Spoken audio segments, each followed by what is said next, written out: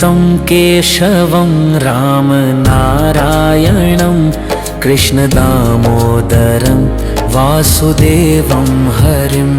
अच्युतं केशवं रामनारायणं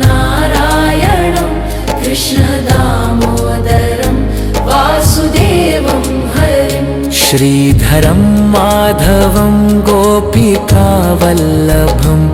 जानकीनायकं रामचन्द्रं भजे। श्रीधरं माधवं गोपिकावल्लभं जानकीनायकं रामचन्द्रं भजे।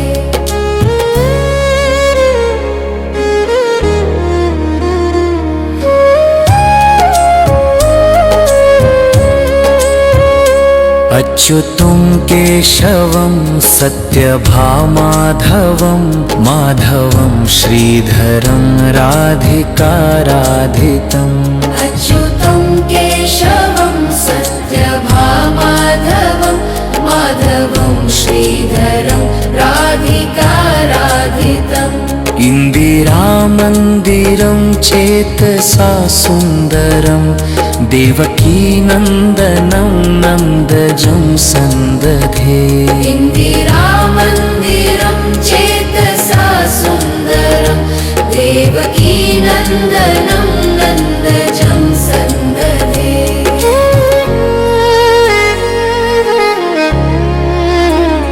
विष्णवे जिष्णवे शङ्कने चक्रिणे रुक्मिणी रागिणे जानकी जानये।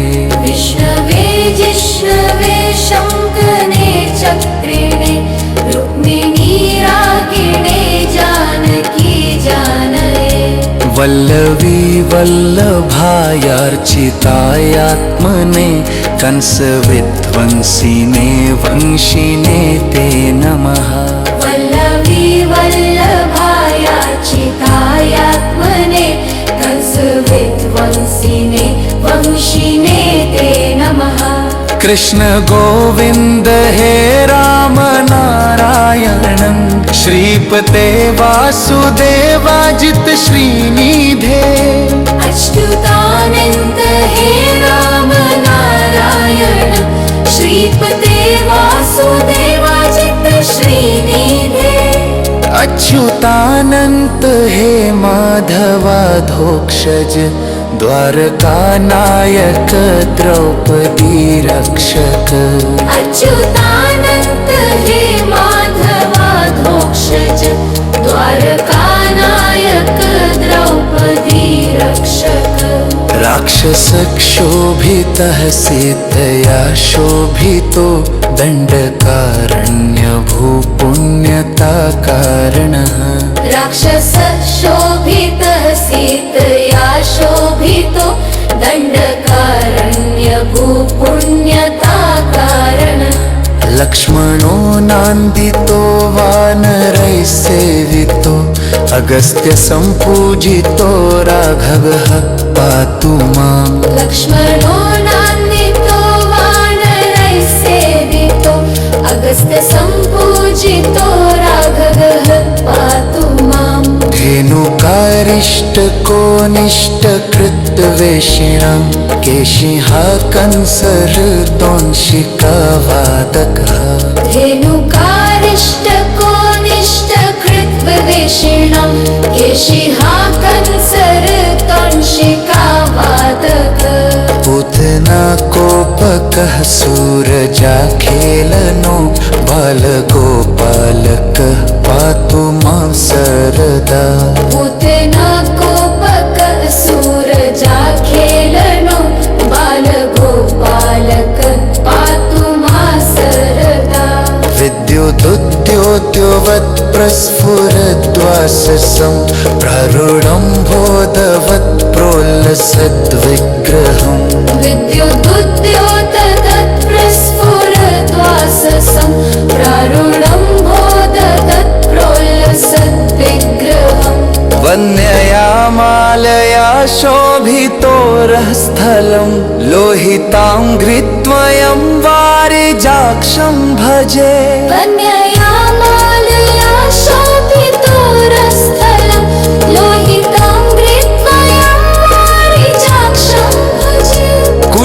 कुन्तलै भ्राजमानाननं रत्नमौलिं लसत्कुण्डलं गण्डयोः कुञ्चितै कुन्तलै भ्राजमानाननं रत्नमौलिं लसत्कुण्डलं गण्डयोः हारकेयूरकं कङ्कणप्रोज्ज्वलं किङ्किणीमञ्जुलं श्यामलं तं भजे हारकेयूरकं कङ्कणप्रोज्ज्वलं किङ्किणीमञ्जुलं श्यामलं तं भजे अच्युतस्याष्टकं यः पठेदिष्टतं प्रेमतः प्रत्यहं पुरुषसस्पृहम् अच्युतस्याष्टकं यः पठेदिष्टतं प्रेमतः प्रत्यहं पुरुषसस्पृहम्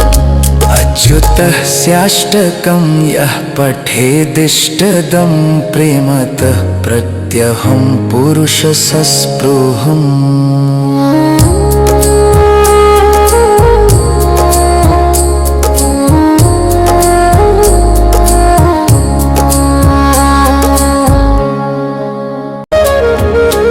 अच्युतं केशवं रामनारायणं कृष्णदामोदरं वासुदेवं हरिम् अच्युतं केशवं रामनारायणं कृष्णदामोदरं वासुदेवं हरिम् श्रीधरं माधवं गोपिकावल्लभं जानकीनायकं रामचन्द्रं भजे श्रीधरं माधवं गोपिकावल्लभं जानकीनायकं रामचन्द्रं भजे इति श्रीशङ्कराचार्यविरचितं च्युताष्टकं सम्पूर्णम्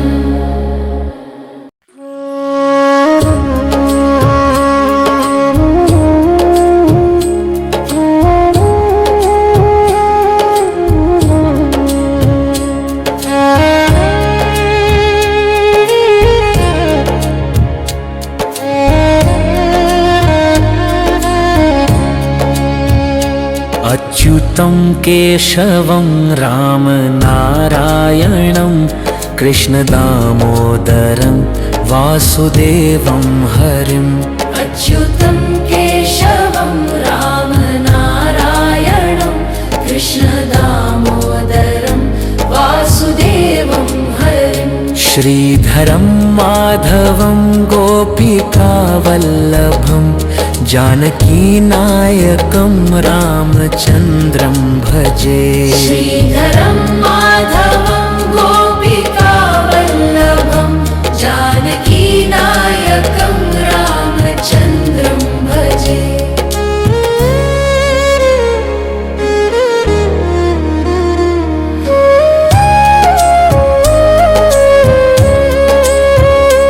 अच्युतं केशवं सत्यभामाधवं माधवं श्रीधरं राधिकाराधितम् अच्युतं केशवं सत्यभामाधवं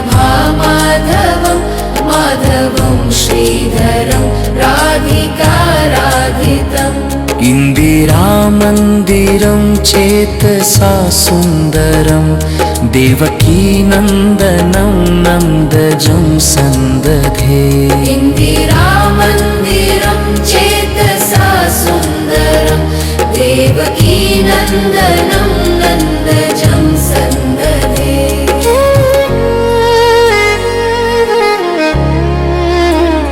विष्णवे जिष्णवे शङ्कने चक्रिणे रुक्मिणी रागिणे जानकी जानये विष्णवे जिष्णवे शङ्कने चक्रिणे रुक्मिणी रागिणे जानकी जानये वल्लवी वल्लभायार्चितायात्मने कंसविध्वंसिने वंशिने ते नमः वल्लवी वल्लभायार्चितायात्मने कंसविध्वंसिने वंशिने ते नमः कृष्ण गोविन्द हे राम नारायणं श्रीपते वासुदेवाजित श्रीनिधे अच्युतानन्द हे राम नारायण श्रीपते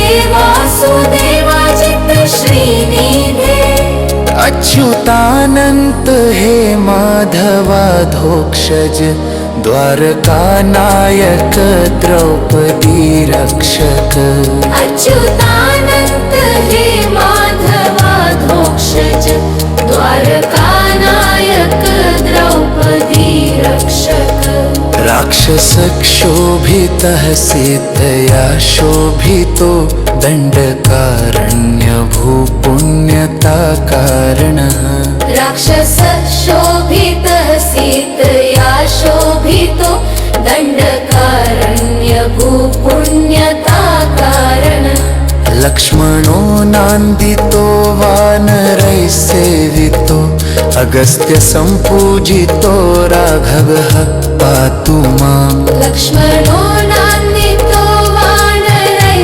सेवितो अगस्त्य सम्पूजितो राघवः पातु माम् धेनुकारिष्टकोनिष्टकृतवेषिणां केशिहा कंसहृतोंशिकावादकः धेनुकारिष्टकोनिष्टकृतवेषिणां केशिहा कंसहृतोंशिकावादकः पूतना कोपकः सूरजाखेलनो बालगोपालकः पातु मां सरदा पूतना कोपकः सूरजाखेलनो बालगोपालकः पातु मां सरदा विद्युदुद्योद्योवत् प्रस्फुरद्वाससं प्रारूढं बोधवत् प्रोल्लसद्विग्रहम् विद्युदुद्योतत्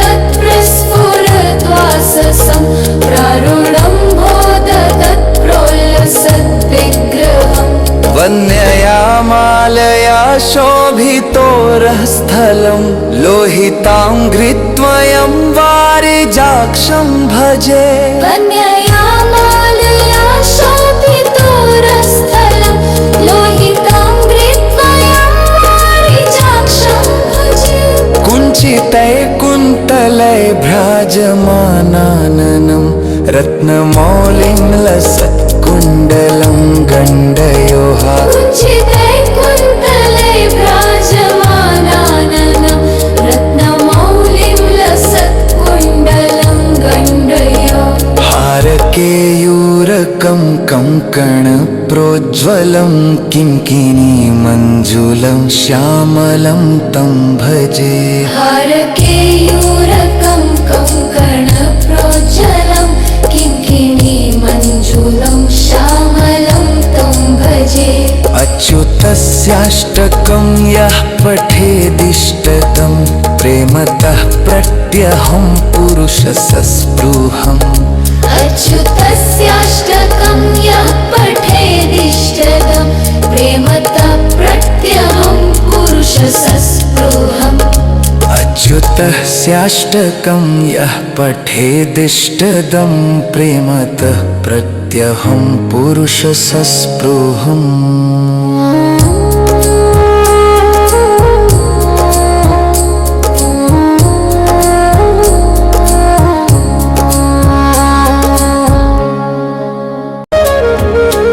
अच्युतं केशवं रामनारायणं कृष्णदामोदरं वासुदेवं हरिम् अच्युतं केशवं रामनारायणं कृष्णदामोदरं वासुदेवं हरिम् श्रीधरं माधवं गोपिकावल्लभं जानकीनायकं रामचन्द्रं भजे श्रीधरं माधवं गोपिकावल्लभं जानकीनायकं रामचन्द्रं भजे इति श्रीशङ्कराचार्यविरचितं च्युताष्टकं सम्पूर्णम्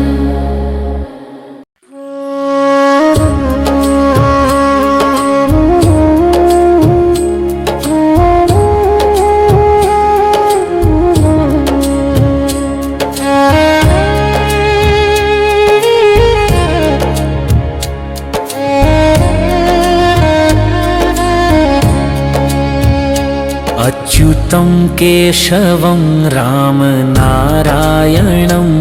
कृष्णदामोदरं वासुदेवं हरिम् अच्युतं केशवं रामनारायणं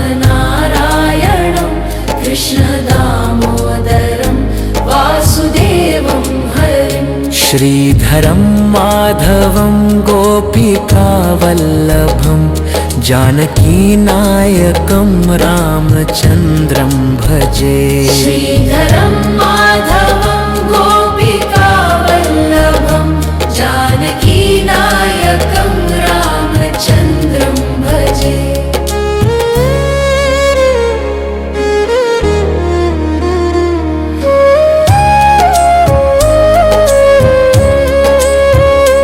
अच्युतं केशवं सत्यभामाधवं माधवं श्रीधरं राधिकाराधितम् अच्युतं केशवं सत्यभामाधवं माधवं श्रीधरं राधिकाराधितम् इन्दिरामन्दिरं चेतसा सुन्दरं देवकीनन्दनं नन्दजं सन्दधे इन्दिरामन्दिरं चेतसा सुन्दरं देवकीनन्दनं नन्दजं सन्दधे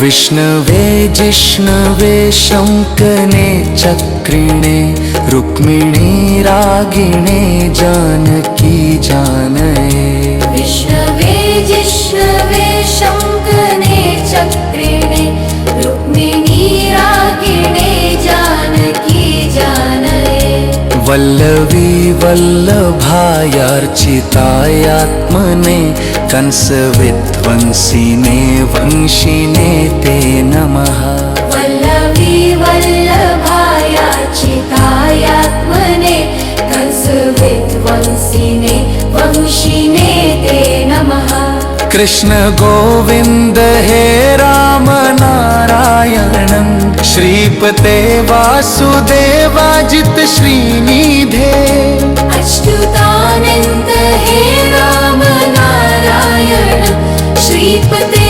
वासुदेवाजित श्रीनिधे अच्युतानन्त हे माधवाधोक्षज द्वारकानायक द्रौपदी रक्षक अच्युतानन्त हे माधवाधोक्षज द्वारकानायक द्रौपदी रक्षक राक्षसक्षोभितः सीतया शोभितो दण्डकारण्यभूपुण्यताकारणः राक्षसशोभितः सीतया शोभितो दण्डकारण्यभूपुण्यताकारणः लक्ष्मणो नान्दितो वानरैः सेवितो अगस्त्य सम्पूजितो राघवः पातु माम् लक्ष्मणो नान्दितो वानरैः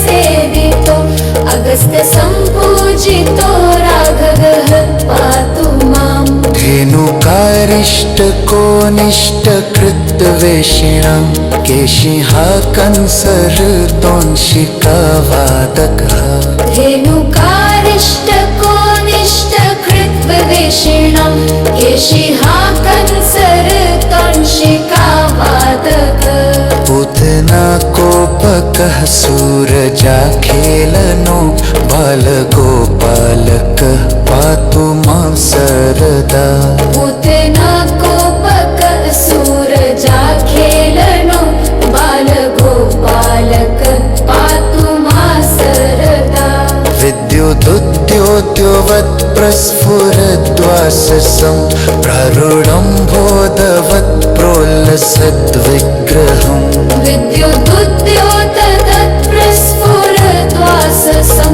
प्रारूढं बोधदत् प्रोल्लसद्विग्रहम् वन्यया मालया शोभितोरस्थलं लोहिताङ्घ्रिद्वयं वारिजाक्षं भजे वन्यया मालया शोभितोरस्थलं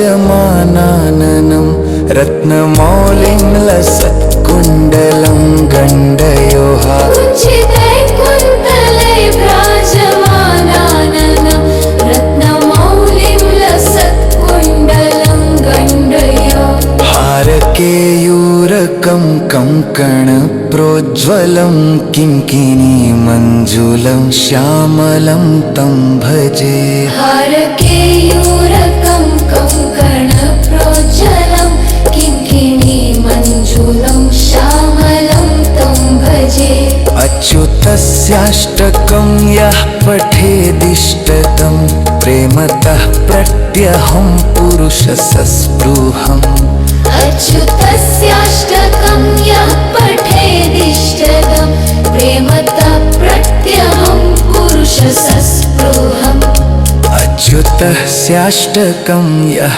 पठेदिष्टदं प्रेमतः प्रत्यहं पुरुषसस्पृहम्